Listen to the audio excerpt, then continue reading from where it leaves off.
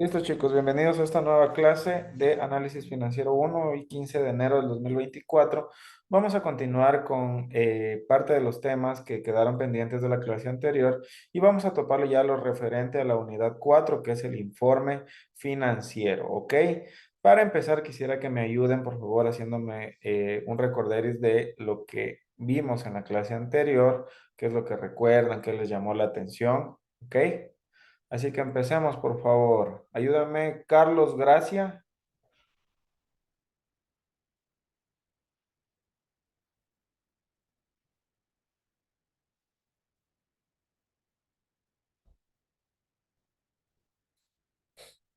Carlos Gracia, ¿está por acá?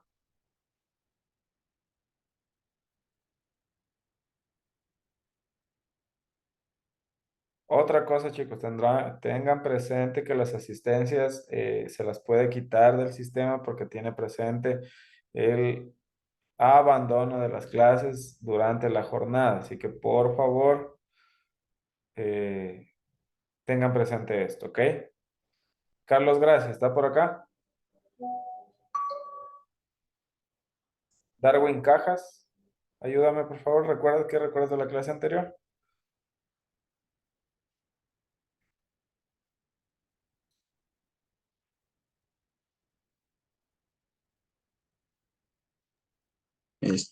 Me parece que estábamos hablando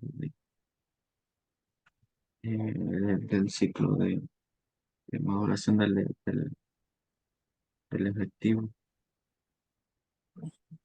Ya.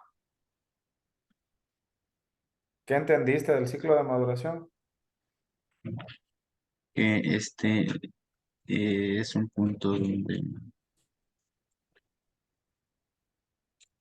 donde, donde al calcularlo vamos a saber si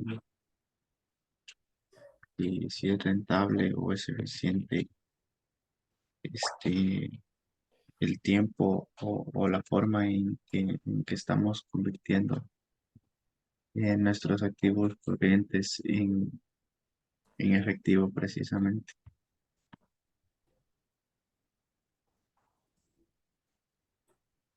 Listo.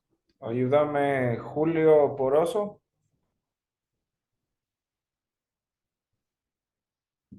¿Qué recuerda de la clase anterior?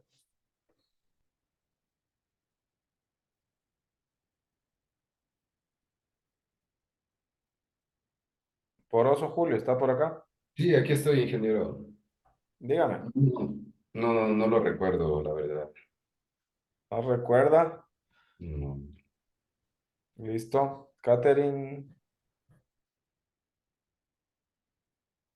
Galarza.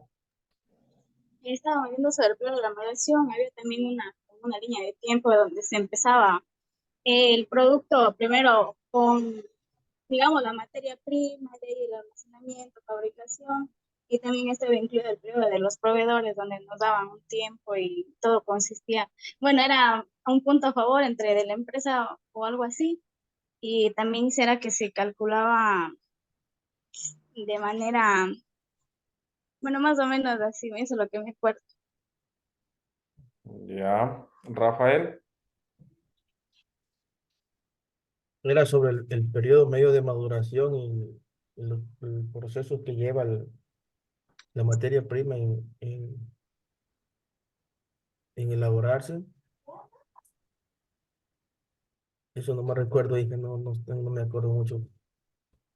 Ya, prepararánse bien, chicos, por favor. Con esta siguiente tarea les va a servir porque el examen siguiente ya no va a ser como el anterior. ¿Ok? Muy bien. Ahora, es importante conocer los días que se demora cada uno de los procesos de producción dentro de la empresa. ¿Qué creen ustedes? Sí. Sí, porque así se tiene un tiempo estimado del producto, o sea, para poder planificar la entrega del producto. Ya, el administrador financiero que está más preparado es el que conoce cómo funciona su organización. Eso es todo. Desde cuánto le cuesta hacer un producto o dar un servicio y los tiempos que tienen que ver con la gestión de la maduración económica del mismo. ¿Por qué? Porque dependiendo si es una empresa de servicios o de producción, tiene que conocerse sus periodos de producción, periodos que en este caso incluiría periodo de materia prima, de aprovisionamientos, periodo de producción, periodo de venta, periodo de cobro, ¿no es cierto? Además de esto, si a todo ese periodo, si que lo sumamos, que nos da como resultado el periodo de la maduración económica de la empresa, le restamos la cantidad de días que nos otorgan los proveedores como un tipo de financiamiento sin costo, ya que no nos cobran más interés, nosotros ahí vamos a tener el periodo de efectivo, que es decir, la cantidad de días que yo necesito contar con dinero o con fondos suficientes para aguantar la gestión de la empresa, ¿sí o no? ¿Claro eso está ahí? Muy bien. Sí. ¿Cómo se calcula esto? Se calcula de la siguiente forma. Ustedes dentro de su entorno virtual tienen un libro que se llama Análisis Financiero para la Toma de Decisiones. Bueno, todos los libros que yo les he puesto van a la misma parte. Unos explican de otra forma, otros de otra, otros se complementan con más temas y demás. Lo que sí yo quiero que hagan ustedes es que lean, ¿ok? Porque veo que no están leyendo. ¿Listo? Dense cuenta que de aquí ya van a ir a quinto semestre y en quinto semestre sí tienen que ir más preparados a las clases, ¿ok? Si la institución lo permite, pues yo el siguiente año también, el siguiente año yo te estaría dando, eh, si me dejan las mismas materias, yo les daría finanzas corporativas, proyectos de inversión, finanzas internacionales, ¿ok? Entonces yo sí necesito que vayan un poquito más preparados a esas clases, ¿listo? O independientemente de quién se las dé, ustedes tienen que ir leyendo lo que se va a hacer, porque las clases deben optimizar el tiempo y sobre todo aquí debe venirse a complementar, incluir lo que ya venimos también repasando de casa, ¿no es cierto? Porque no es lo mismo venir aquí en cero y ese rato ponerme a aprender que ya venir con una idea de lo que vamos a ver en clase, de las cosas que se van a analizar o de las temáticas que medimos viendo, hasta para resolver dudas mismas que se hayan quedado en el aire, ¿ok? Entonces, las razones de actividad nos van a dar los datos referentes al cómo la empresa está manejando sus diferentes cuentas por cobrar, inventarios, cobros, gastos y otros. Permite al financiero relacionar los activos y las ventas, pudiendo determinar cómo la empresa ha utilizado sus ingresos, ¿no es cierto? Aquí nos habla de la rotación de inventarios, que es el costo de mercancía vencida dividido para inventario. Tiene también el periodo promedio de cobro. ¿Cuál era el periodo promedio de cobro? El tiempo que se tardaba en qué?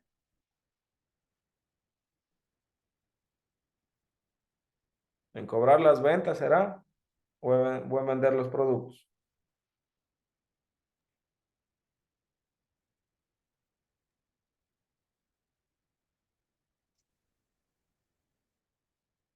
¿Cuál será?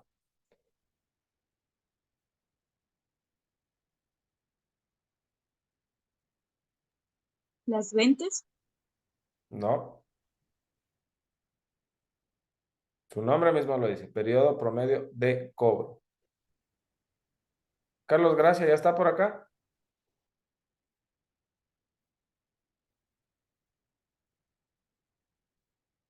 Segundo llamado. A ver, chicos, rotación de inventarios. Indica la gestión de eficiencia en la rotación de mercancías adquiridas o fabricadas por la empresa, lo que significa que mientras más ventas realiza la empresa, más rápido se mueve el inventario, ¿sí o no? ¿Se acuerdan que yo les mencionaba del ciclo económico? Nosotros cuando vendemos inventarios generamos rentabilidad, ¿sí o no?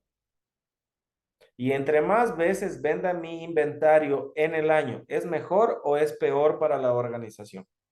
es mejor. Es mejor, porque entre más ciclos lo haga, yo voy a poder generar más rentabilidad, voy a cumplir con, con mis objetivos y demás, ¿no es cierto? Pero no me sirve de nada solamente venderlos, porque yo tengo que cobrarlos. Si no los cobro, es lo mismo que nada, ¿verdad? Si solamente los vendo y no los cobro, lo que estaría inflando es mi cuenta contable de cuentas por cobrar, lo cual es un derecho de cobro, pero en sí no representa dinero que yo pueda utilizar en ese momento o fondos que yo pueda utilizar. Eso por un lado. Ya cuando veamos en finanzas corporativas los métodos de financiación de corto plazo, yo les voy a explicar cómo se puede trabajar con las cuentas por cobrar, ¿ok? Cuando la empresa tiene un mayor desempeño es un indicador positivo, ya que esto quiere decir que se está distribuyendo sus mercancías con mayor frecuencia. Dígame, Darwin. Sobre si vendemos más veces o cobramos más veces en el año nuestras ventas, yo creo que, que si vendemos más o si vendemos menos, se considera más beneficioso de acuerdo a los ingresos, no al número de veces si se vende o se cobra más. No, sí tiene que ver mucho con el número de veces que se vende, porque si tenga usted un margen de ganancia, un margen de beneficio, es válido siempre y cuando se cobre y usted tenga ese margen de beneficio. Sea menor o mayor, entre más veces usted haga rotar su inventario, genere más ventas, usted va a tener más beneficios. ¿Me hago entender? Sea pequeño, sea grande el margen de contribución, depende netamente de qué tipo de negocio estuviéramos hablando, pero siempre la rotación de inventarios, entre más rápido se mueva, es mejor. Por eso tiende a que un mejor desempeño es cuando tenemos un indicador positivo. ¿Hago entender? Sí, pero creo que me faltó agregar dependiendo del tipo de negocio. Ya, verá, le voy a dar un ejemplo de un tipo de negocio, de un modelo que tiene una rotación al año de 1 y sigue siendo un negociazo. Es decir, solo en el año venden una vez. ¿Qué creen que será? El del avión que nos comentó la Avión. clase anterior. ¿Ya les comenté? Sí, Sí. ya nos comentó. Ya. Otro. ¿Cuál creen que es?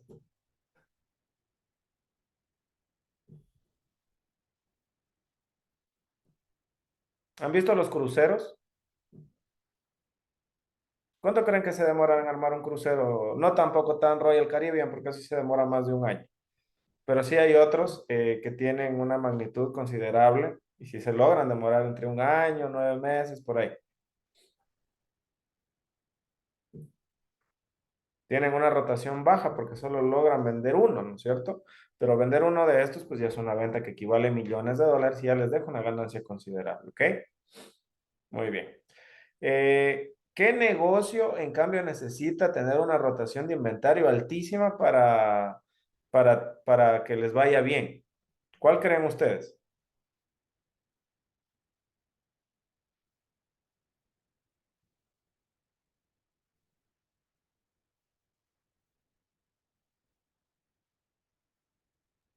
En negocios pequeños podría ser un comedor o un restaurante. Muy bien, Darwin. ¿Alguien más? En este caso también puede ser la venta de comida chatarra, esas frituras, todo eso hacen por producción masiva y mientras más venden es mejor para... Ya. Yo les doy otro, una panadería.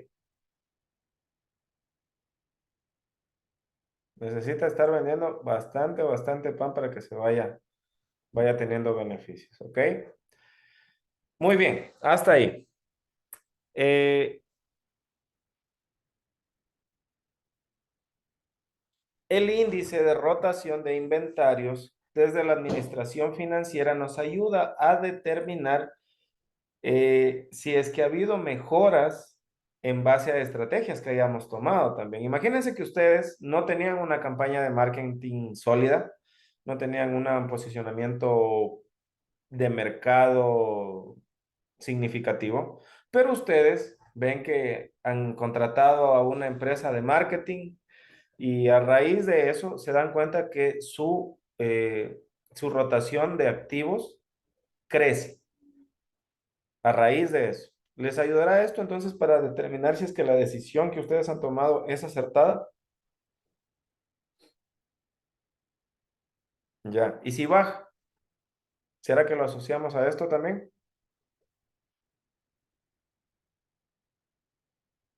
Puede que sí, puede que la campaña no esté bien enfocada, etcétera, y más bien al contrario de estar atrayendo clientes, los está alejando. Muy bien. Todo esto les digo porque ustedes tienen que tener presente todas las variables que están en el mercado, en el entorno, para que ustedes puedan determinar qué es lo que está sucediendo con la empresa. Ese es el análisis financiero. El análisis financiero no es solamente poner números en una hoja, porque eso ya lo hacen los softwares, eso ya vienen prescritos, ¿no es cierto? El análisis financiero nace de la interpretación suya de su perspectiva con las variables que estamos identificando y de nuestra capacidad de correlacionar estas variables con las realidades del mercado. ¿Estamos claros hasta ahí, chicos? ¿Sí? Muy bien. Ahora, periodo promedio de cobro. Dice que, bueno, según el libro es un indicador que permite determinar el tiempo promedio en que la empresa requiere para poder cobrar sus cuentas por créditos concedidos a sus clientes. Eso ya lo venimos viendo desde el periodo de maduración. El periodo promedio de pago es un indicador que permite determinar el tiempo promedio que la empresa requiere para pagar sus cuentas. Muy bien. Y la rotación de activos totales ayuda a determinar que también se han utilizado los activos de la empresa. Ahora, tenemos el siguiente estado financiero. Del año 2019 tenemos ingresos por ventas de 9.117, costos de ventas 6.365, utilidad bruta de 2.752, ¿ok? Y luego esta utilidad bruta, como todavía no podemos llevárnosla nosotros al bolsillo porque es bruta, no es neta. Cuando es la utilidad bruta, aún debe atender cierto tipo de obligaciones que tienen que hacer frente. Entre estas están los gastos de operación u otros gastos operativos, ¿ok?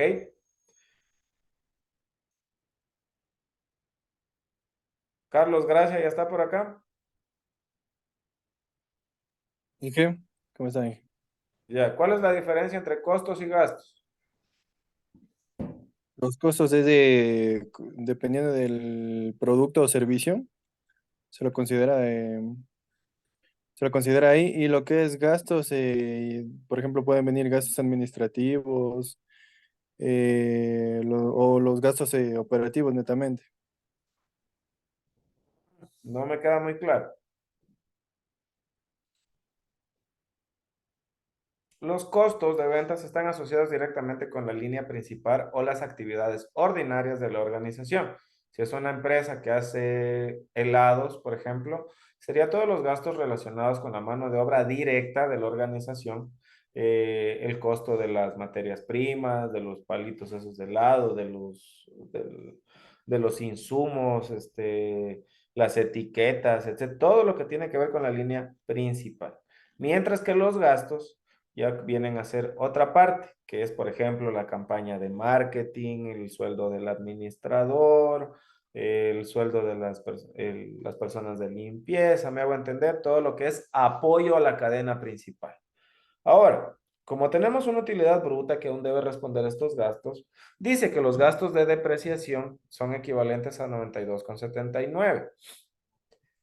¿Qué es la depreciación? ¿Ustedes ya tuvieron contabilidad 1? Eso es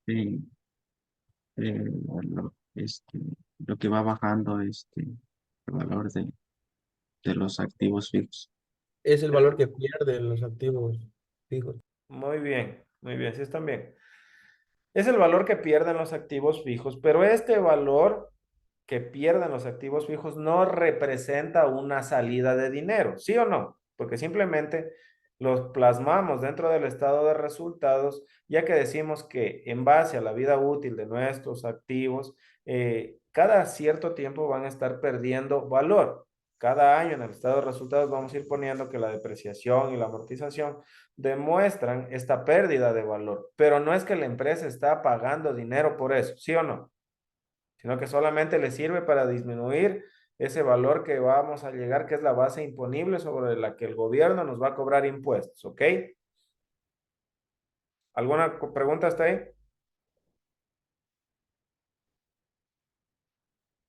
¿No? ¿Todo claro? ¿Me confirman con un like, por favor, para poder continuar? Gracias, Rafael. Gracias, Darwin. Gracias.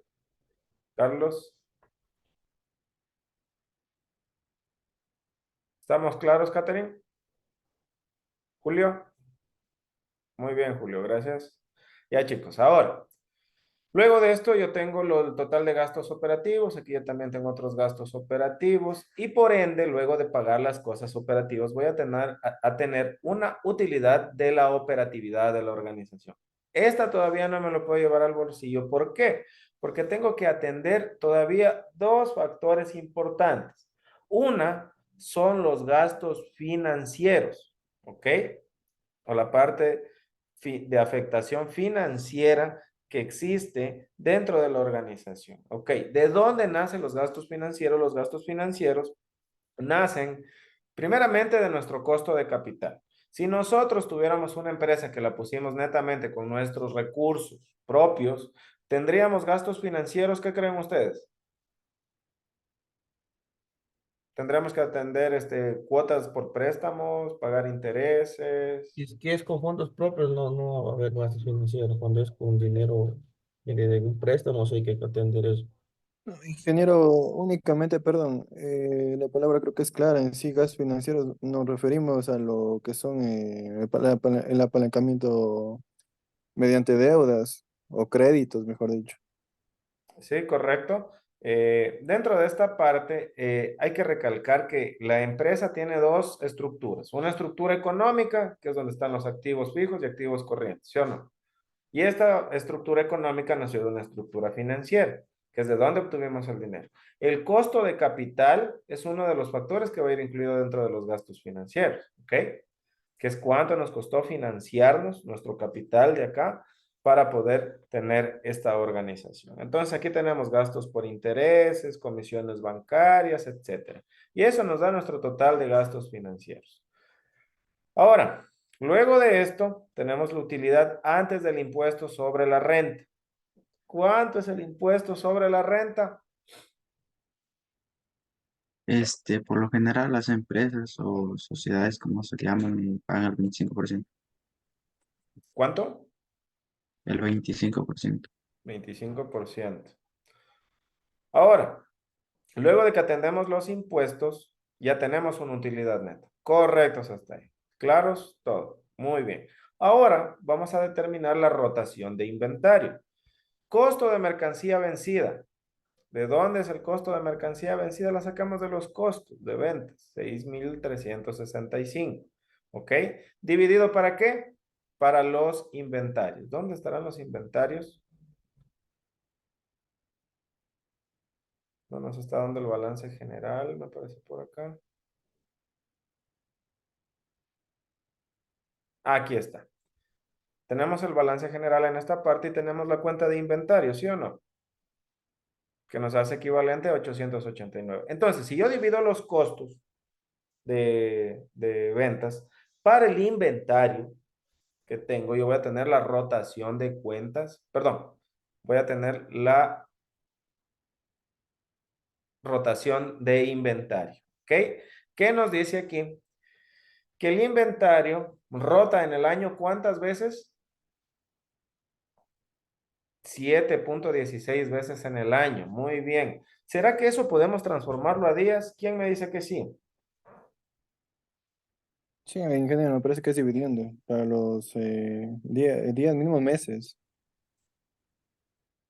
Ya. No los meses. Los días sería por el 30 que tiene el Y mes. sabemos que No, en el año rota 7,16 veces. ¿Cuántos días tiene el año? 360 y 65. Y 5. ¿Cuántos años, perdón, cuántos días tiene el año comercial? De 360, 360, ¿Y el año natural?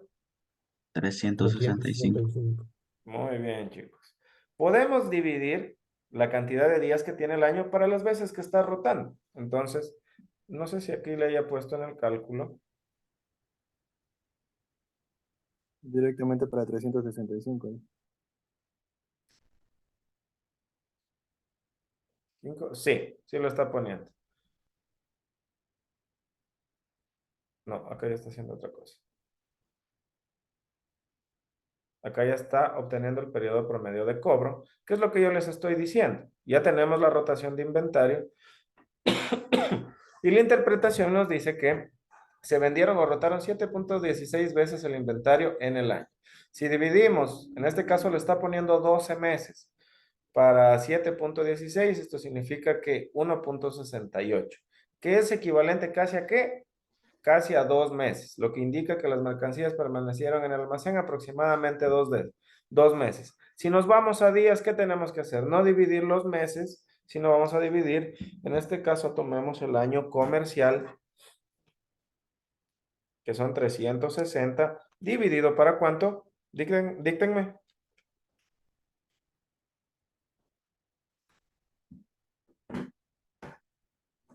365 días para, perdón, 360 días para las 7.16 veces que rota en el año, nos va a dar un resultado de 50.27. Como no tenemos un punto 27 días, lo dejamos y lo tomamos como 50 días. ¿Ok? Entonces, el inventario está rotando ¿cada cuánto? Cada 50. Cada En 2 50. meses. 50 días. Cada 50 días, que son aproximadamente 2 meses, que es lo que mencionaba acá. Pero yo realmente les recomiendo, manéjense por días, ¿ok? Sean un poquito más específicos, es mejor. Ahora, ¿qué nos dice aquí? El periodo medio de cobro. Dice que aquí relaciona las cuentas por cobrar dividido para las ventas anuales a crédito. Todo esto dividido para 365 días. Esta es la fórmula. ¿De dónde salen las cuentas por cobrar? ¿Balance general o estado de resultados? Repite la pregunta, perdón. ¿Dónde está la cuenta de cuentas por cobrar? ¿Balance general o estado de resultados? Balance general. Balance general. Muy bien. ¿Y las ventas anuales a crédito? Estado de resultados. Estado de resultados está relacionado con las ventas. Muy bien. Entonces vamos analizando. Cuentas por cobrar. 432. Y tenemos también la parte de ventas a crédito. Y ahora, aquí solo dice ingresos por ventas. ¿Qué hacemos? Por lo general, en estos tipos de ejercicios de los estados financieros, sí especifica la proporción de ventas a crédito que está dando. En este caso, suponiendo que las ventas a crédito son de un 60%, entonces, del total de las ventas únicamente vamos a trabajar ¿con cuánto? Con el 60%, ¿verdad? Es decir, que vamos a multiplicar el total de las ventas por el 60% y de esa forma vamos a dividir ese valor para 365. ¿Listos hasta ahí? ¿Claros? A ver, denme calculando cuánto es el 60% del 9.117,60.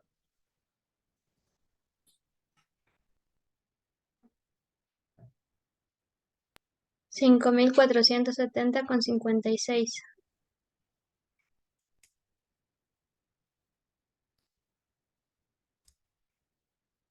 5.470,56. Muy bien, gracias, Katherine. ¿Y esto lo dividimos para cuánto? Para 365, nos da 414,98. De esta forma nosotros vamos a dividir, ya tenemos el denominador, porque primero vamos a resolver esta parte de aquí, ¿no es cierto? Si se acuerdan de las reglas de los signos, ¿no es cierto? Primero Sí. resolvemos esta parte, obtenemos esto y de ahí continuamos con la resolución y dividimos 432,56 para 14,99. Como ya estamos trabajando aquí con días, porque ya estamos teniendo en cuenta el valor de días, nosotros ya vamos a obtener el periodo promedio de cobro de 28.86 días. Eso significa que la empresa está cobrando cada 28 días. Muy bien, ¿claros hasta ahí? Prácticamente 29. Si ya ven estos números así, pónganle 29 días, ¿ok? Muy bien, redondeamos. Periodo promedio de pago. Vamos a tener lo siguiente. Acá, como ya estábamos analizando, teníamos cuentas por cobrar, porque eso acuérdense también.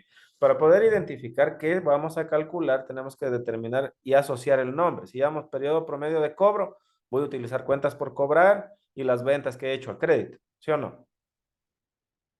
¿Cuánto he cobrado de lo que he vendido a crédito? Esos dos vamos a relacionar. Y en cambio acá, periodo promedio de pago, ¿cuánto he pagado?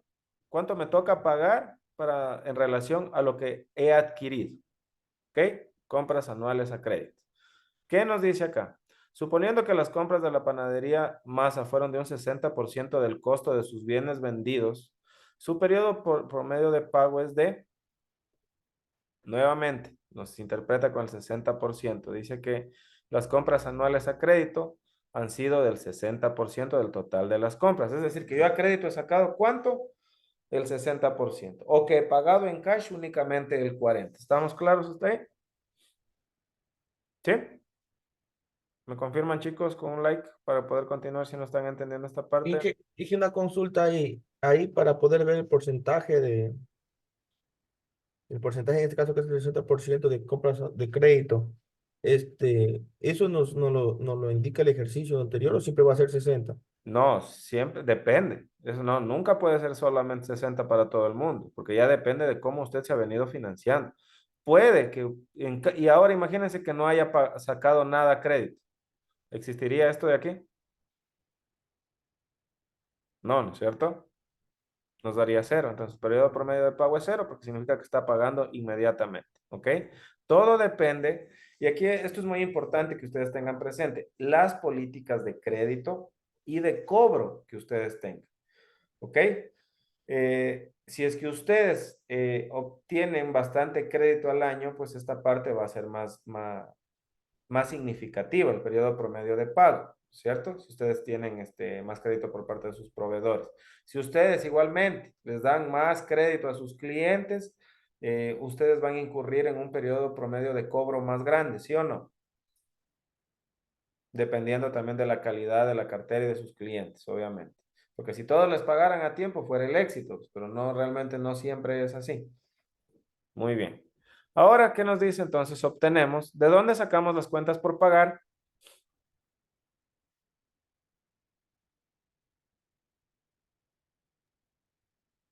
Del Y las balance compras, acumulado. ¿de dónde sacamos, Catherine? Cuentas por El pagar. balance general. Del balance Y las compras anuales a crédito, del estado. ya. Entonces tenemos cuentas por pagar, 648. Y como nos dijo que va a trabajar con el 60 del costo de venta, sería, ¿no es cierto? Entonces, tenemos el periodo promedio de pago, tenemos el 648 que son las cuentas por cobrar, el total de costos por el criterio que nos dice que estamos pagando a crédito, dividido para 365. Si ya vemos que está el número dentro de la función, el número de días dentro de la función, significa que acá ya vamos a interpretarlo en días. Por ende, dice que está pagando la empresa en 62 días, ¿ok? Ahora, ¿estará bien o estará mal esta parte? ¿Qué creen ustedes? El periodo promedio de pago, perdón, de cobro, es de 28 días y el periodo promedio de pago es de 62 días. ¿Qué está haciendo primero? ¿Cobrando o pagando?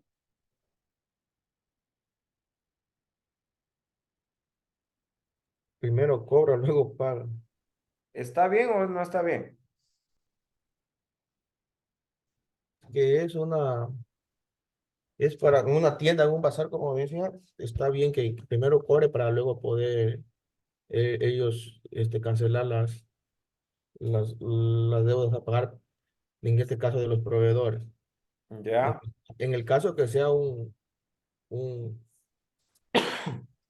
un comercial, una tienda. ya. ¿Alguien me podría dar un ejemplo de cuándo no estaría bien cobrar primero y pagar mis deudas después? ¿O creen que esto no existe? sea, de que existe puede darse. La cosa es que está correcto, porque yo lo primero que tengo que hacer es cobrar para que luego con ese cobro atender mis obligaciones, mis pagos, ¿sí o no? Mal estuviera que primero esté pagando y luego esté cobrando, porque ahí voy a tener ajustes de liquidez y ajustes financieros, ¿sí o no? ¿Ya? Es como que ustedes estuvieran endeudando sin sueldo. ¿Cómo? ¿Verdad? O sea, ganas hay, pero de ahí si se ponen a pensar, pues es difícil. Por ende, hasta el momento está bien. ¿Por qué? Porque nosotros a ver, nuestros proveedores nos están dando más plazo de pago. Yo estoy vendiendo y recuperando, cobrando antes de tiempo. Por ende, voy a tener suficientes fondos para poder pagar. ¿Sí o no? Muy bien. Hasta ahí, chicos. ¿Alguna pregunta?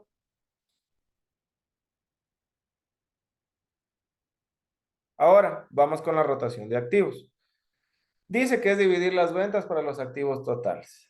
Entonces tenemos la cuenta de ventas que está en el balance general y en el estado de resultados los activos totales. Tomamos esta parte y dice que los activos han rotado 3.19 veces por año, generando ventas de más de 9 millones. Esto quiere decir que cuando una empresa tiene una alta rotación, está aprovechando sus activos al máximo, siendo esto muy productivo para la empresa. Entre más roten los activos, pues mayor beneficio vamos a tener.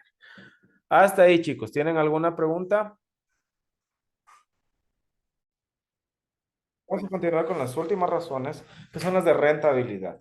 Las razones de rentabilidad son muy importantes conocerlas, ya que nos indican si en realidad estamos generando valor en base a nuestra inversión o no, ¿no es cierto? Es decir, si somos rentables o la organización que estamos analizando es rentable.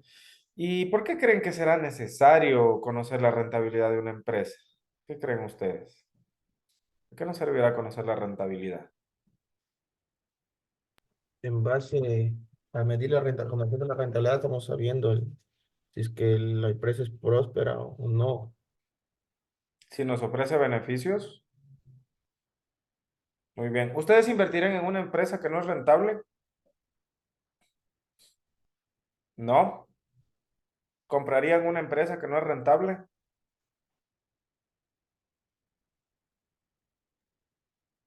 Pero Pues, ¿se puede tener algún plan para sacar adelante esa empresa y sería O sea, una solución invertir conociendo el mercado y ver que alguna estrategia nos va a funcionar. bajo estrategias, sí.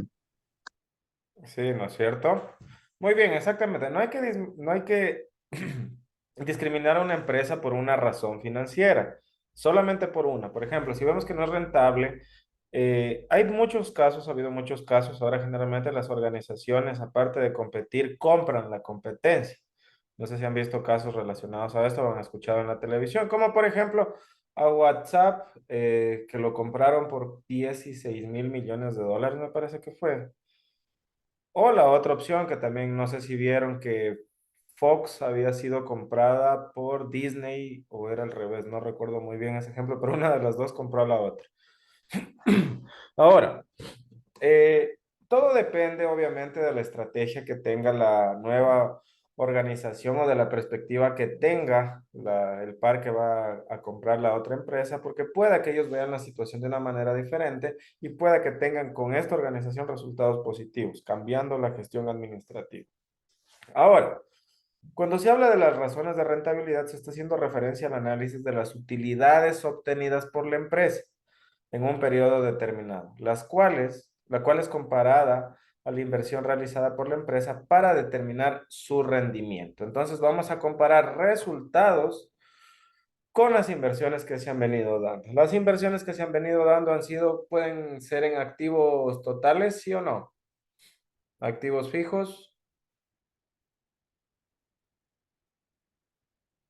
¿En qué no nos hemos podido invertir? ¿Cierto? Ahora, una de las más conocidas o principales es el margen de utilidad bruta, que nos representa cuánto la empresa está generando de manera bruta. Es decir, al únicamente cuando tienes ya tus ingresos por ventas, únicamente le estás quitando los costos por ventas. De esa forma, tú comparas ese resultado obtenido de la utilidad bruta con el total de ventas y te va a dar un valor, ¿no es cierto? En este caso, si nosotros tenemos un margen de utilidad bruta de 0.30, significa que la empresa está generando 30 centavos de ganancia por cada dólar de ventas. ¿Sí o no?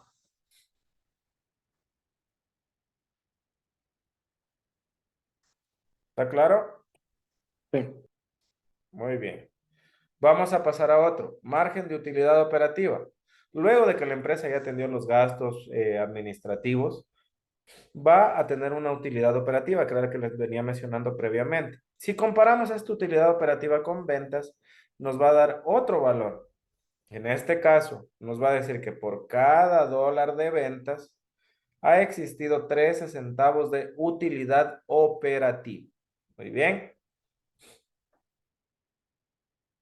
Ahora, margen de utilidad neta. La utilidad neta es cuando ya atendió gastos financieros, impuestos, ¿verdad? Entonces, cuando ya tenemos la utilidad neta o libre, nosotros podemos compararla con el total de ventas. Y esto significa que en este caso la organización ha tenido 5%, 5.5%, porque esto se lo puede expresar en porcentaje, lo multiplicamos por 100, y por ende dice que la empresa ha tenido ya de margen de utilidad neta, de utilidad libre, que esta ya se la puede llevar al bolsillo o ver si la reinvierte en la misma organización, el 5.5%. ¿Claros hasta ahí, chicos? Fácil, ¿no es cierto? Ahora, tenemos dos rentabilidades que son muy importantes conocerlas. Una es el rendimiento sobre los activos y la otra es el rendimiento sobre los recursos propios. ¿Para qué es importante conocer el rendimiento sobre los activos? ¿Por qué creen ustedes?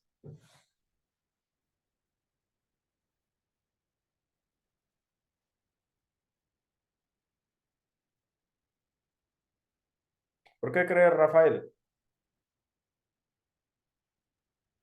Por rendimiento sobre los activos, tenemos que ver el grado de beneficio que nos da adquirir un activo. ¿Los activos son parte de nuestra estructura económica, sí o no? Sí, Ya.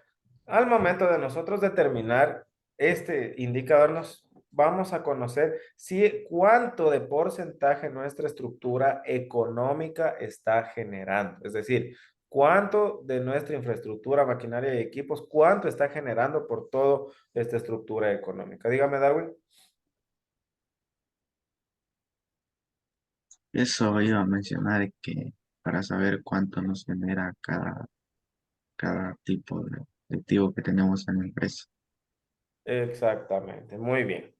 Ahora, ¿cómo se calcula esto? Dividimos la utilidad neta para el total de los activos. Fácil, es una relación simple. En este caso dice que por cada dólar de activo la empresa ha generado 17.4 de ganancia. Es decir, ha tenido un rendimiento del 17% por cada dólar que la empresa ha generado en activos o su estructura económica le ha permitido generar de utilidad neta 17.4. ¿Estamos claros? Muy bien. Y ahora viene otra muy importante, el rendimiento sobre los recursos propios, el rendimiento sobre el patrimonio. Y esto es más sencillo aún porque nosotros dividimos la utilidad neta para el capital. En este caso, bueno, la utilidad neta ya la obtenemos del balance de resultados, pero el capital, ¿de dónde lo tenemos? balance general. Balance general 1576.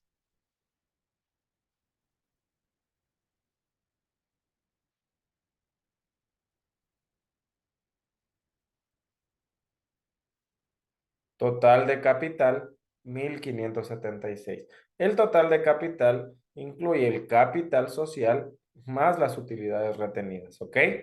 Por ende, vamos a tener ese total de capital que lo relaciona, que las ventas se relacionan con el mismo. Hasta ahí, chicos. ¿Alguna pregunta?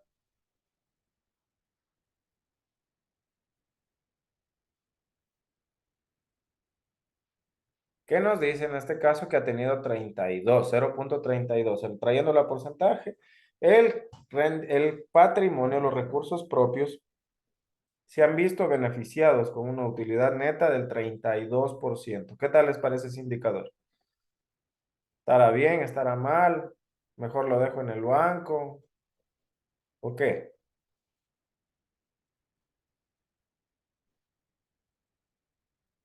¿Qué creen?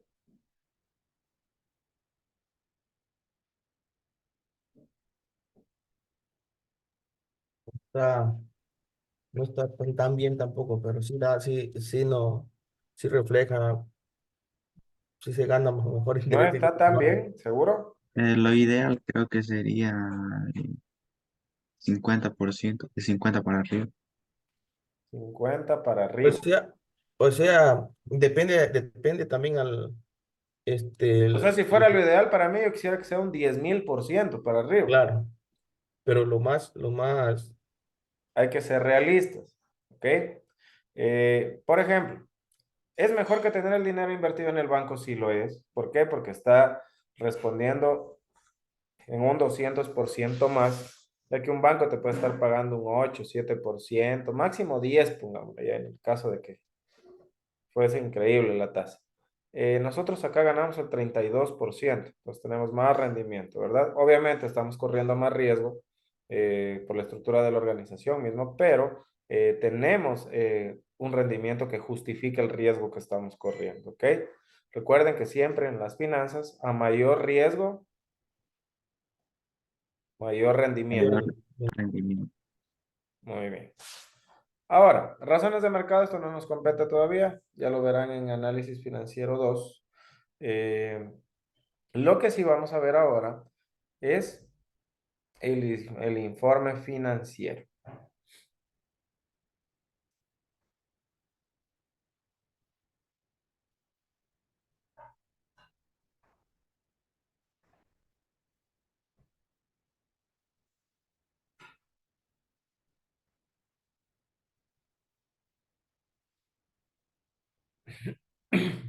A ver, chicos, ahora, eh, cuando nosotros ya hacemos un análisis financiero, nosotros en este caso, ¿qué hemos conocido a lo largo de todas las unidades? Que podemos hacer un análisis horizontal, ¿qué más? Un análisis vertical, Vertical. ¿no es cierto? Y luego podemos hacer un análisis de razones financieras, que pueden ser de 4 tipos. ¿Cuáles son los principales? Liquidez, endeudamiento,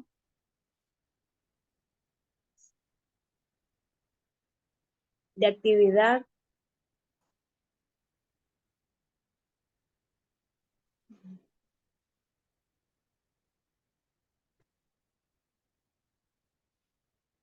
Le falta una. sí, se me fue. La acabamos de ver ahorita. Sí, eso debió ser. De rentabilidad. El de rentabilidad. Ya, muy bien. Ahora, toda esta información no es que solo la vamos a hacer en una hoja de Excel y de ahí ya la vamos a tener por ahí guardada y el rato que nos pregunten la voy a mostrar a la hoja de Excel. Sino que yo tengo que buscar la manera de estructurar de manera ordenada, lógica, para poder ir explicando cómo ha sido nuestro proceso de análisis financiero y poder indicar cuáles han sido las conclusiones y qué ha sido cuál ha sido la información relevante a la organización. Es decir, vamos a poder demostrar nuestro diagnóstico financiero, ¿ok? Tal cual un paciente. Cuando le hacen una hoja, una historia clínica, ahí le van a ir poniendo cuánto tuvo de presión, cuánto tuvo de saturación de oxígeno, cuánto pesa, triglicéridos, todo. Ahí le van poniendo de todo para luego con esa historia clínica ya van determinando cómo se ha venido comportando y de qué padece y de qué no. ¿Listo? Entonces, este informe financiero es el equivalente a una historia clínica, ya que en el informe financiero es un documento que proporciona una visión detallada de la situación económica de una empresa, incluye estados financieros, análisis y otras informaciones relevantes para evaluar su desempeño y rentabilidad. El informe financiero, ¿ustedes creen que puede ser enfocado para cierto tipo de empresa o todos los informes financieros serán iguales?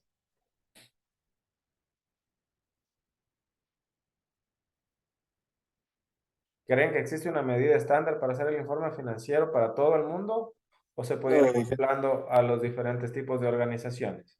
Depende, Dependiendo de la empresa de la que nos depende de la referimos. actividad de la empresa también, imagino que Sí, ¿no es cierto? Entonces, el informe financiero tiene en cuenta muchos factores, ¿verdad? Pero sí hay factores que son imprescindibles e incluirlos al momento del desarrollo del mismo. Entre estos están los antecedentes de la empresa. Para empezar a hablar del análisis financiero, tengo que describir la organización, ¿sí o no? ¿Ya? Entonces, nos ayuda a comprender la evolución y el contexto histórico de la empresa, cuando se fue fundada, a qué se dedica, etcétera.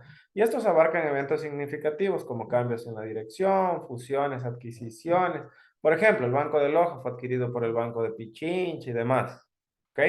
Me hago entender. En los antecedentes de la empresa se va a ir poniendo toda estas singularidades que nos van a dar a conocer un panorama de la organización y cualquier otro factor que haya influido en la trayectoria financiera de la misma. Los antecedentes permiten a los stakeholders. ¿Qué es un stakeholder? ¿Han escuchado el término?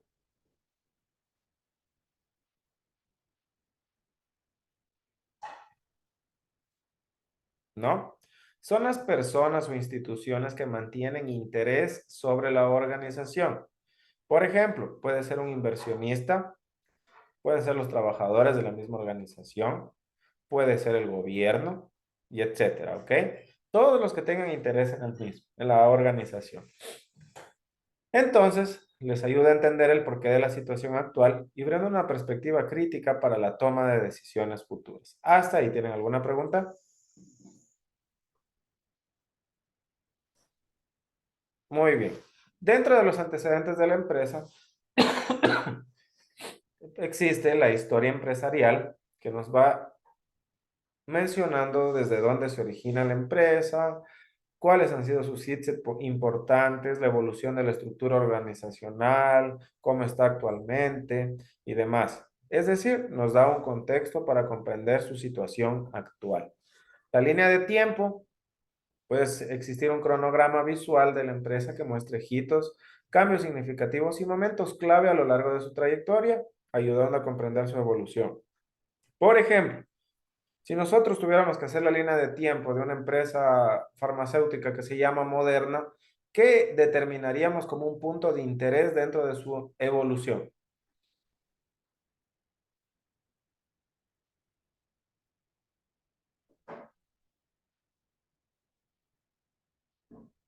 ¿Quién me dice?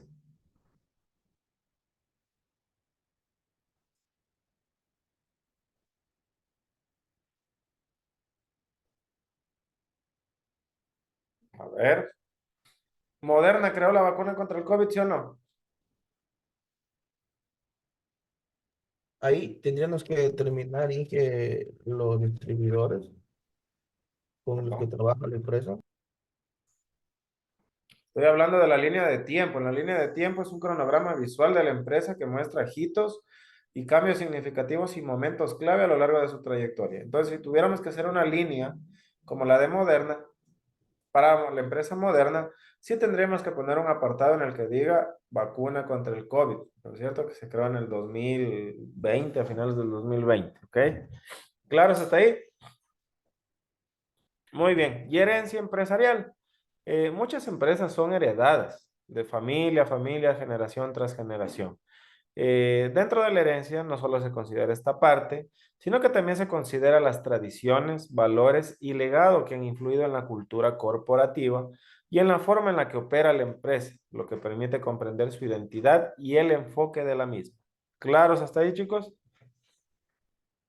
Muy bien. Los datos históricos. El análisis de datos históricos es esencial. ¿Por qué? Porque de esa forma nosotros vamos a poder determinar ciertos factores clave dentro de la organización y la información histórica nos permite determinar cierto tipo de patrones o información que nos sea relevante para comprender la situación actual. Por ejemplo, si estamos con una entidad que realmente ya está en disolución, que se quiere quebrar, que ya se está quebrando o que tiene un mal rendimiento, podremos determinar nosotros a raíz desde qué año comenzó con este problema, qué sucedió en esos años o qué ha tenido en común esos años que está mal la organización para poder hacer un análisis más a fondo y poder mitigar este tipo de problemáticas si es que es posible aún. Ayúdame leyendo, por favor, Catherine.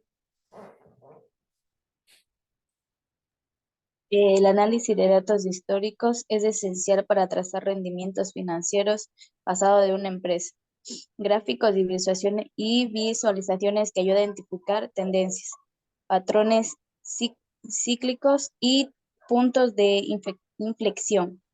Estos datos proporcionan una base sólida para proyecciones futuras y sirven como puntos de referencia para evaluar el desempeño actual. Muy bien. Si estamos frente a una empresa que ha venido con una disminución de ventas, un mal rendimiento financiero y demás, eso lo vamos a ir viendo no como algo que está sucediendo solo este año, porque si ha sucedido en años anteriores, pues ya podemos tener un registro del mismo, analizar este registro y determinar este patrón, ¿no es cierto? Y lo mismo sucede con los demás tipos de cuentas, ¿ok? Entonces, ¿qué se analiza?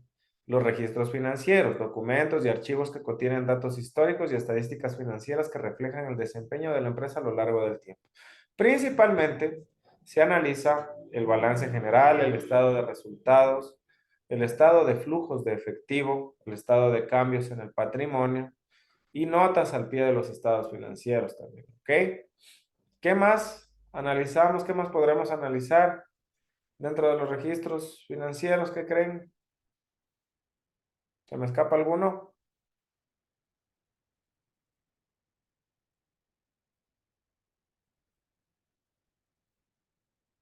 ¿No?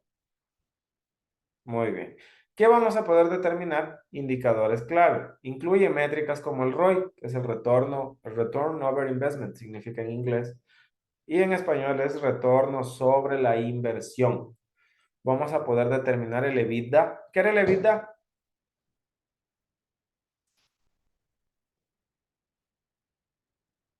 Carlos, ¿qué era el EBITDA? Perdón, ingeniero, ¿me repite? Disculpe. ¿Qué es el EBITDA? No le escuché esa participación. Disculpe. ¿Qué es el EBITDA?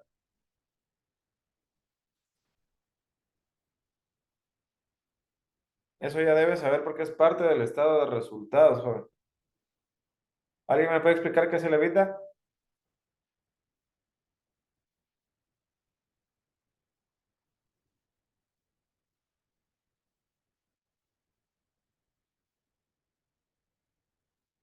Es un tipo de la utilidad operativa en el cual nosotros tenemos en base a las letras que lo componen, por favor acordaránse de esto y anotarán porque ven el examen. EBITDA significa Earnings Before Interest, Taxes, Depreciations y Amortizaciones. ¿Ok? La D y la A son depreciaciones y amortizaciones. En español son ingresos antes de intereses, impuestos, depreciaciones y amortizaciones. Y a medida que le vayamos quitando las depreciaciones y las amortizaciones a este valor, se va a ir convirtiendo en el EBIT, en el EBT y en el beneficio neto. ¿Ok? Es decir, es otra manera de hablar acerca de la liquidez operativa, la liquidez antes, la rentabilidad, perdón, el beneficio antes de intereses e impuestos, beneficio antes de impuestos y utilidad neta. ¿Estamos claros hasta ahí? Muy bien. Luego de esto tenemos la liquidez. ¿Qué es la liquidez, Rafael? La liquidez es lo que tiene la empresa para solventar sus, sus gastos o cubrir sus deudas. Ya. ¿Alguien más? Sí, justamente eso, ingeniero. Es la capacidad que tiene para cubrir las deudas en el corto plazo, por ejemplo, sería el inventario en este caso. El inventario es deuda.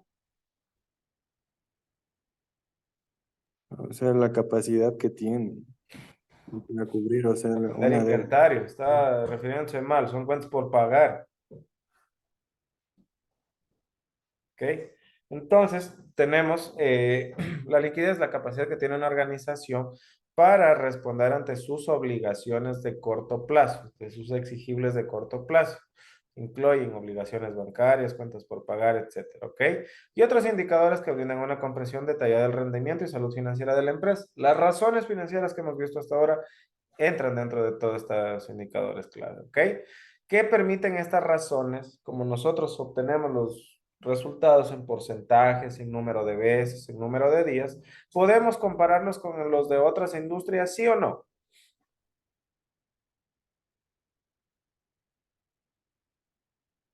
Sí se pueden comparar.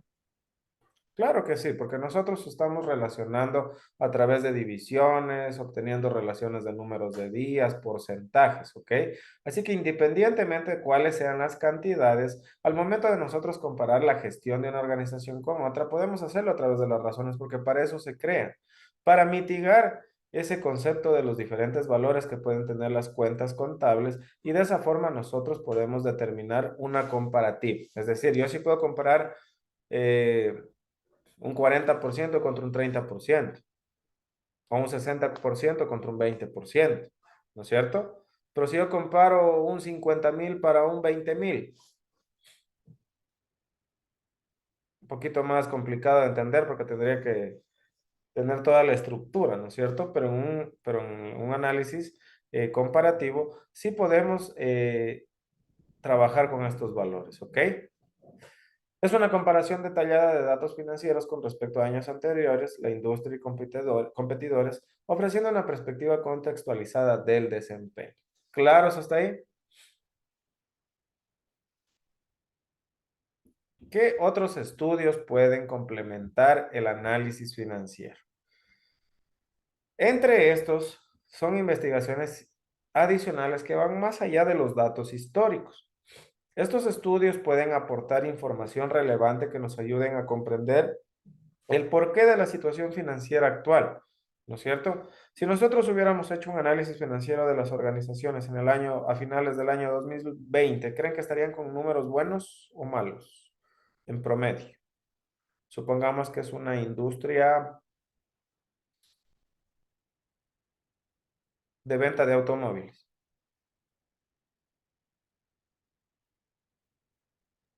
Y desde el 2020, de acuerdo a lo que de lo de la pandemia, no tiene que ser muy. Muy bien. ¿Y si hubiéramos analizado de las farmacéuticas? Eso sí estuviera, porque la medicina fue la que más se vendió en esos Ya, los años. productos de primera necesidad. El papel higiénico que se alocaba la gente comprando 20, 30 pacas para encerrarse toda la pandemia. También, ¿cierto? Ahora, ¿por qué es importante conocer los factores externos? Porque los factores externos y demás variables del entorno nos pueden ayudar a explicar el porqué de las cosas, como ya se los venía mencionando. Por ejemplo, la pandemia afectó de manera muy diferente a los dos ejemplos que les mencionaba. Uno lo benefició, el otro lo damnificó. Otro de los estudios que pueden ayudarnos a determinar estas realidades es la investigación de mercado, ya que nos ayuda a determinar el tamaño, tendencias, segmentación y oportunidades identificadas. Si nuestra empresa, por ejemplo, era una empresa de moda, que realmente su tipo de moda ya no se apega a lo que es la tendencia del mercado, ¿podría justificar una baja en las ventas, sí o no? Sí, ¿Ya? Entonces podemos nosotros justificar nuestra baja de ventas con esta información que nos lanzó la investigación de mercado. Entonces estamos ya correlacionando. Verán que el administrador financiero no solo lanza números, sino que en realidad tiene la capacidad de analizar, asimilar. ¿Por qué? Porque tiene que determinar la relación que existe entre las diferentes variables que expliquen la situación de la organización y cómo puede salir de la misma, porque de nada me sirve decirles a la empresa, ah, sí tienen un problema, ellos ya saben que tienen un problema.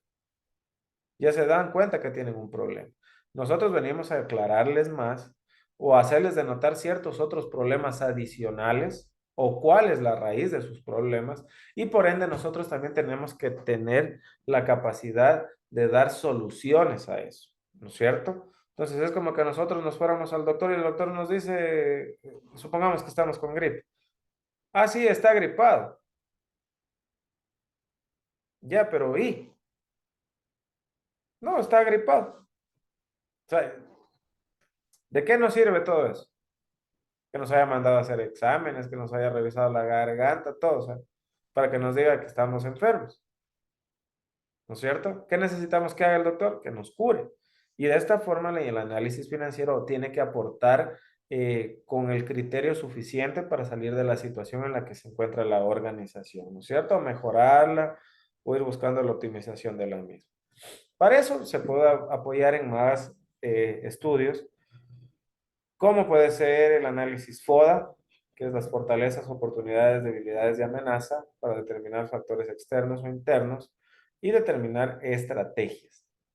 Los estudios de competencia, la evaluación exhaustiva de las competencias directa e indirecta, destacando fortalezas, debilidades, estrategias clave implementadas, el informe de tendencias. Hay otro informe, o hay otro estudio que a mí me parece muy interesante en relación a las variables del mercado, que es el estudio Pestel. Dígame, Darwin. Si realizamos un estudio de mercado así con las condiciones, Se le muteó Darwin el micro.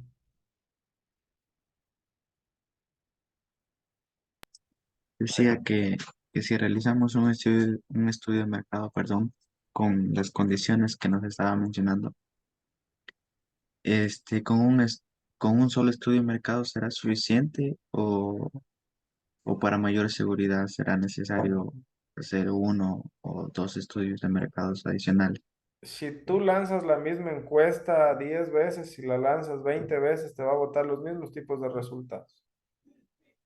¿Me hago entender? ¿Por qué? Porque tú has diseñado un instrumento para que te genere información. Ahí lo que te recomendaría yo, y es lo que, bueno, está a criterio personal y profesional propio, más vale una investigación de mercado bien hecha que 30 mal hechas. Y si considerando los resultados de la primera, se le da un nuevo enfoque al segundo estudio de mercado. En relación a tendencias, por ejemplo, si ya determinaste una tendencia con la primera, puedes buscar más enfoque dentro de la otra, sí podrías hacerlo. Pero el objetivo de un estudio de mercado es aprovechar la oportunidad de obtener información del mercado y para eso tiene que estar bien desarrollado el instrumento en el cual vas a basar tu, los datos que vas a recabar. ¿Ok? Porque si yo les pregunto, por ejemplo, aquí ahorita a ustedes, eh, ¿quién quiere el último Apple Watch? Levante la mano.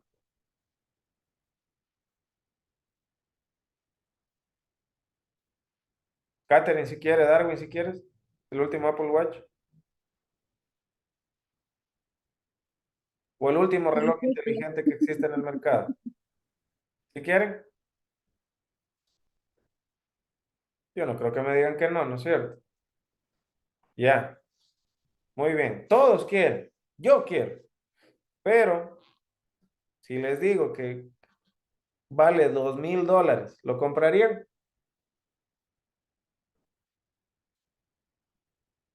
¿Qué dice? Para nada. Difícil, ¿no es cierto? Ya se me quitaron las ganas del Apple Watch porque está muy caro. Ahora, lo mismo sucede con un estudio de mercado. Entre mejor hagamos las preguntas y entre mejor diseñemos el instrumento, nos va a dar información más certera, lo cual nos va a ayudar a bajar nuestra incertidumbre. ¿Ok? Dentro de los estudios adicionales, la investigación de campo, el análisis financiero avanzado, aquí ya se utiliza técnicas y modelos financieros complejos, como el análisis de Monte Carlo, el análisis de escenarios, el análisis, bueno, el de Black-Scholes, no, ese es más para opciones financieras. Pero podemos identificar más partes. También podemos utilizar tecnología como el Big Data para hacer análisis financiero avanzado. Ese es un software que yo les recomiendo mucho. Si tienen la oportunidad de seguir una capacitación en Power BI que les permite trabajar con Big Data, es muy bueno. Yo lo hice y se los recomiendo. Tenemos que tener presente que Excel únicamente permite trabajar con 1.048.000 datos. Es decir, que si nos ponen una una base de datos de 2 millones, ya no podemos trabajar con Excel. ¿Ok? Muy bien. Nos repite cómo se llama esa herramienta, perdón. Power BI. Power BI. De hecho, Excel cuando se maneja con bastantes datos se pone demasiado lento. Ya se pone lenta, ¿no es cierto? Por la capacidad de procesamiento. Para eso existen estos datos, estas softwares que te permiten trabajar con bases de datos grandes y tienes la posibilidad de aplicar las mismas fórmulas que con Excel, o bueno, la mayoría. Muy bien, entrevistas especializadas, puedes conversar con expertos de la industria, economistas, profesionales financieros, etcétera, teniendo más criterios que te ayuden también a aportar a tu investigación, a tu análisis financiero, ¿ok? No hay el profesional 100% que ya conozca todos los datos del mercado, ni sea el más preparado, pero hay que saberse apoyar con las personas que también pueden apoyarte en algo importante para tu investigación. No hay que menospreciar el conocimiento ni la ayuda de alguien que puede que nos ayude a obtener más información o ver desde una perspectiva diferente, ¿ok? Ahora, las estrategias financieras por lo general tienen tendencia a dar crecimiento empresarial eh, que, que comprende la expansión de ingresos, nuevos mercados, productos o servicios, incluyen inversiones, desarrollo de nuevos productos, etcétera, me hago entender. Es decir, el análisis financiero no solamente va al hecho de que quiero diagnosticar cómo está mi empresa, sino que quiero diagnosticar qué probabilidad hay de que yo me expanda hacia un nuevo mercado. ¿Tengo chance de crecer o no? Entonces, el análisis financiero tiene varios propósitos, no solamente pues, si es que mi empresa está mal. En realidad, el administrador financiero debería hacer frecuentemente un análisis financiero para ir determinando el estatus de su organización, cómo está funcionando y las posibles oportunidades que tenga. ¿Ok? Muy bien. El crecimiento empresarial tiene como propósitos establecer metas claras de expansión, presente estrategias financieras para alcanzar el crecimiento, o sea, el análisis financiero debe apoyarte a esto. Demostrar la viabilidad y sostenibilidad de las iniciativas de crecimiento a través del análisis financiero. O sea, no solamente te sirve para diagnosticar, sino como una estrategia para poder buscar crecimiento, desarrollo, etcétera. El crecimiento empresarial puede llevarte a la diversificación, identificando nuevas oportunidades de mercado y desarrollo de nuevos productos o servicios. Puede llevarte a la expansión internacional. Si ves que tu empresa tiene un nicho de mercado importante en otro país, tú puedes hacer un análisis financiero que determine cuánto habrá que invertir, cómo irá a manejarse la empresa, qué posibles beneficios traerá, porque todo lo que se haga en el Excel, en el papel, en el software, en el informe financiero, debe estar sustentado y debe tener relación y sobre todo tiene que tener concordancia con la realidad. De esta forma nosotros podemos explicar si es que es una buena estrategia para que genere crecimiento empresarial, la expansión internacional. Es decir, vamos a justificarla a través del análisis financiero. Y la otra, innovación continua. Muchas organizaciones actualmente invierten en investigación más desarrollo y eso rinde frutos hasta que rinde frutos. ¿Ok? Es decir, puede que parezca una inversión que en un momento no es necesaria, que nos trae ajustes económicos, pero de un rato a otro vas a tener tú en claro que esa inversión que se está haciendo en investigación y desarrollo te va a ayudar a innovar. ¿Ok? Para mantener la competitividad, buscar ser el líder del mercado y tener una empresa más sólida, acorde a las nuevas tendencias del mercado. Acciones específicas para el crecimiento empresarial. Planificación estratégica. Vamos a definir objetivos claros y desarrollo de planes detallados para implementar las estrategias de crecimiento empresarial identificadas. Se tiene que asignar recursos. Los recursos no son ilimitados, por ende nosotros tenemos que tener la capacidad y el criterio suficiente para manejarlos de manera eficiente en base a los recursos financieros, humanos y tecnológicos para implementar estas nuevas estrategias. Y algo muy importante que yo les recomiendo, y si quieren que les vaya bien en la administración financiera, no se queden esperando en el escritorio que sucedan las cosas, sino vayan dándoles un seguimiento continuo para que no se dejen sorprender de lo que está sucediendo con la empresa. Porque yo tranquilamente puedo hacer un plan financiero para que se maneje la empresa en el año, con presupuestos, plan de operación anual, etcétera. Que puede que llegue el final de año y no tenga nada que ver con lo que yo en realidad planifiqué, y ahí voy a tener un problema. En cambio, si yo voy verificando continuamente, monitoreando y evaluando lo que va sucediendo, yo puedo tomar acciones correctivas y mejorar e implementar estas acciones para que la organización vaya en base a lo que yo planifique. ¿Claros hasta ahí, chicos? Muy bien. ¿Tienen alguna duda hasta ahí? Todo bien. Inge, más bien una consulta, ¿este documento dónde lo puedo encontrar o está subido a Y ya lo voy a la subir al Leva. plataforma? Esas serán las clases para hoy. Listo, gracias.